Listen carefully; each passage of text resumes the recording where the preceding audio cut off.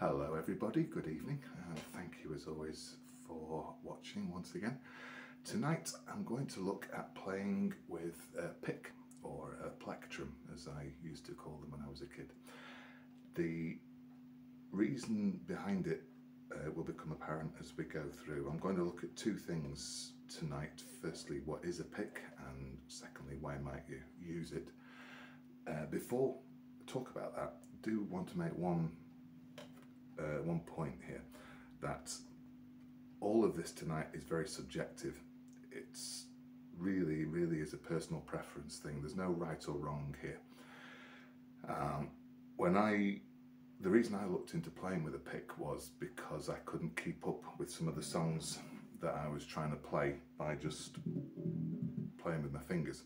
At the time, I'm a little bit faster now, but back when I was learning, I just couldn't keep up with the faster rock songs that I wanted to play. And I used to go on a website called TalkBass, which is a very useful and very helpful forum-based website. And I asked the questions on there and got loads of advice about playing with a pick and how it can speed you up. And there is a full spectrum of opinion. Some of them are traditionalists and think that using a pick is completely wrong. Some of them are traditionalists and only play with a pick. Work that one out. The debate rages on and probably will never get resolved. For me, so all I can do here is tell you how I use it, and it's really up to you whether you ever use a pick or whether you ever play with your fingers. I use the pick because I've found it's easier to play a faster song with, and that's purely it. Another reason for using them is that you do get a different sound off of a pick. I read Roger Glover one time, who plays the bass for Deep Purple. He talked about whenever he's playing live with Purple, he always plays with a pick purely because he needs the extra volume that a pick generates, which is an interesting take on it. My amp doesn't go that loud, so I haven't really got to that stage yet.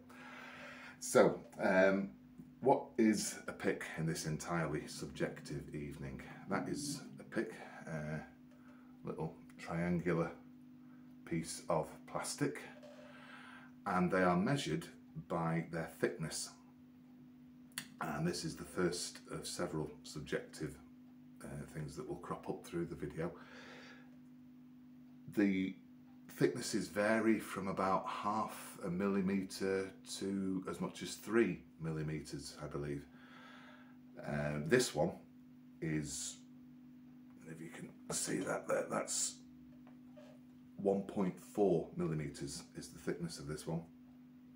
Now, one thing that a lot of the TalkBass guys said at the time, and I've tried both and I have to agree with them completely, is that the thinner picks, say the 0.5 or 0.6 millimeter sizes, aren't thick enough to really get a good strum on a bass guitar string. Because bass strings are much thicker than lead guitar strings, the thinner picks do suit the thinner strings, and therefore the thicker strings suit the thicker picks. I settled on 1.4 as a pretty good compromise, really. Some guys were going up to as much as 2 millimeters. Some were, these are made of plastic, some were even talking about using a felt pick. And I only recently managed to investigate that after reading about it for well over 2 or 3 years. They are much thicker. I hope you can see the thickness there compared to the plastic one that I had. And the reason for using the felt one was that when I was playing, I could hear myself clicking on the strings, and I thought, well, if I'm using a felt pick, maybe it won't click as much. And it is true, it doesn't, but what it does do is bend, and it's quite, actually, I found it personally quite hard to use. I don't bother with it now. I've gone back to my plastic one. But you buy them anywhere, all good music shops, online, wherever it may be. You buy them in packs of 3, 5, 10, 20. I think I got 6 of those. I think it costs 3, 4 quid, something like that. They're absolutely nothing really. And of course entirely your choice as to whether you go for it or not. The reason why I went on to using a pick was in the types of some of the rocks. Once I started to get a little bit better at playing and I was going to move on to a couple of fast rock based songs, quite a lot of the time the bass line in a song like that tends to be a repeating set of notes. And if you remember back to the last time we played a song called Black Star Dancing, we were talking about a rhythm of 4 notes in a bar at that kind of speed. What quite often happens in a rock song is that they play double the amount of notes in the same amount of space.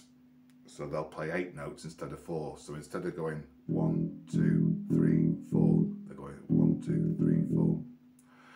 And even 1, 2, 3, 4, 1, 2, 3, 4. And I started to struggle at the time with keeping up with the speed of it for any sustained length of time at least.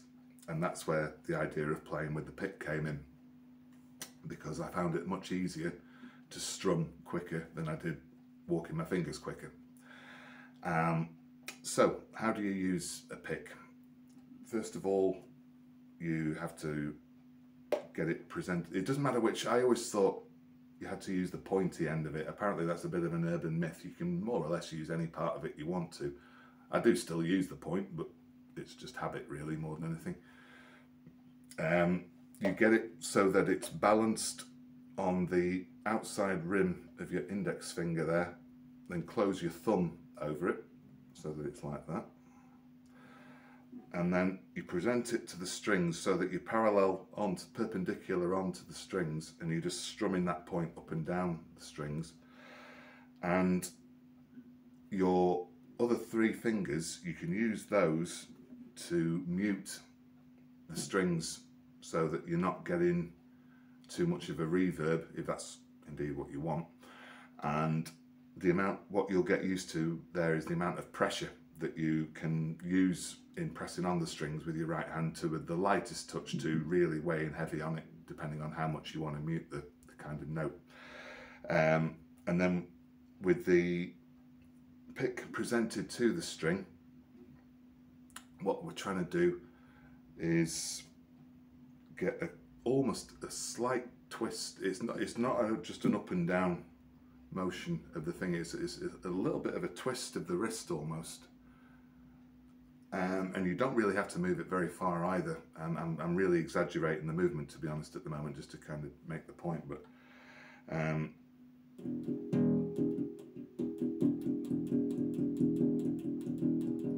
really doesn't have to be very much movement at all to get some pretty good results out of it. And of course, once you get into the habit of strumming,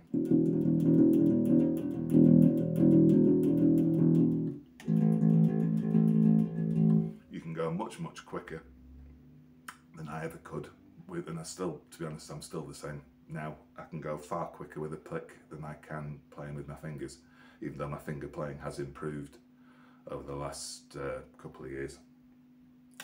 So what I hope to do in the next one is we're going to actually look at playing a song with a pick and how the strumming 8 notes or 16 notes, just you get into the rhythm of it. A very straightforward song again. It'll be Hysteria by Def Leppard. Hope you'll enjoy that one.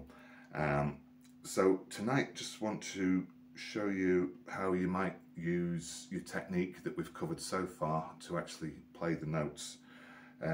Let's say we're playing Hysteria. That starts on a D.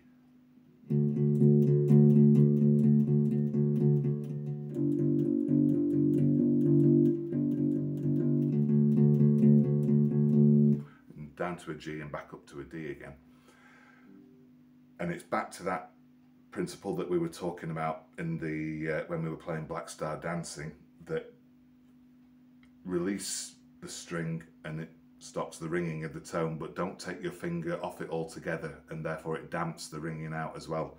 So when you're playing D and then down to G, I've still got my finger on the D string, it's just lightly touching it, so it's muted the sound, but it's also stopped it playing the note. and then I could go down to G,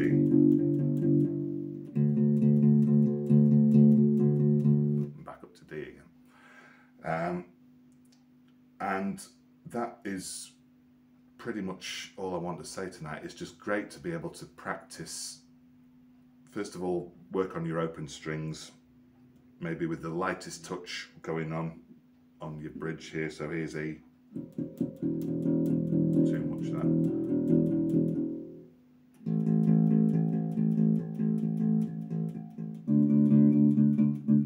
Hope you can hear the change in tone there as I mute it a bit more.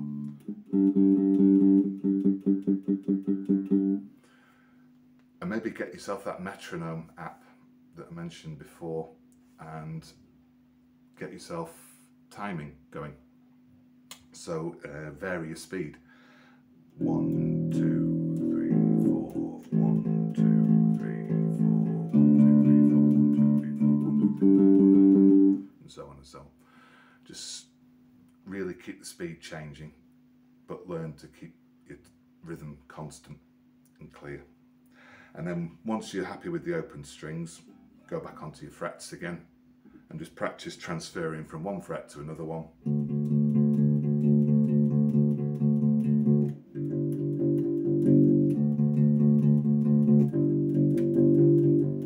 So that you get a clean transition from one string to the other. And once you can do that at a reasonable speed, then quite simply you're ready to play a song with a pick. There isn't really any more to it than that. So I'm going to leave that one there, folks. I do hope that you can make your own decision about picks, and if you find them helpful and you feel like having a go at Hysteria next time out, then we'll give that one a go and see how we get on with it. So until that time, thank you as always for watching. Do please take care of yourselves, and I'll see you soon. Bye.